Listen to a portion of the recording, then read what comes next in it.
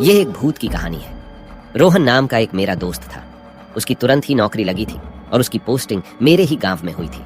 गांव से कुछ दूर पर एक बहुत विशाल और पुराना घर था जो कि बहुत साल से बंद था। रोहन ने किराए पर रहने के लिए वो घर ले लिया और आराम से अपनी नौकरी करने लगा। कुछ समय बाद कुछ ऐसा हुआ।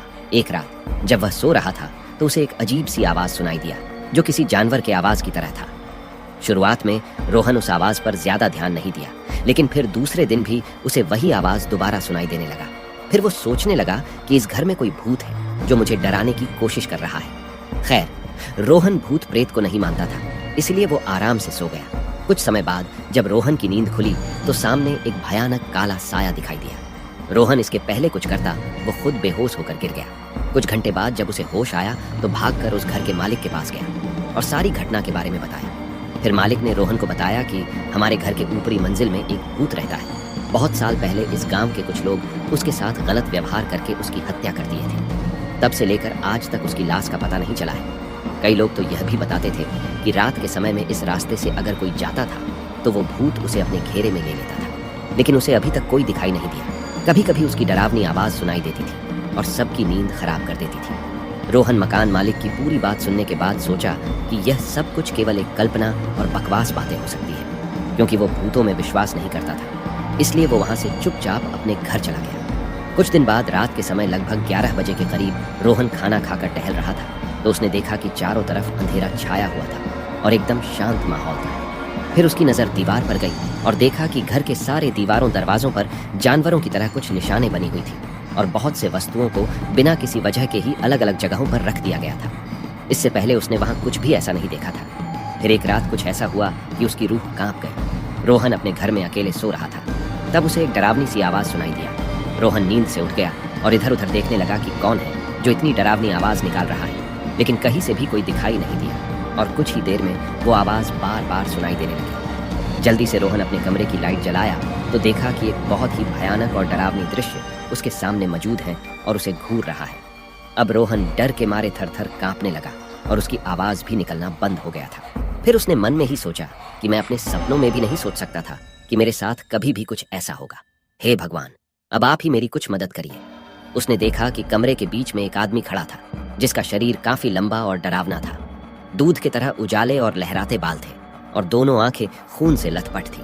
वह भूत को डरावने रूप में अचानक अपने सामने देखकर उसकी हालत खराब हो गई थी। रोहन ऐसा भयानक और डरावना भूत अपने जिंदगी में कभी पहले नहीं देखा था। जैसे तैसे करके वह उस घर से भागा। खैर, उस घर से निकलने के बाद उसे ऐसा लगने लगा था कि वह सारी रात उस घर में वो अकेले नहीं था। उसके साथ शायद कोई भूत था।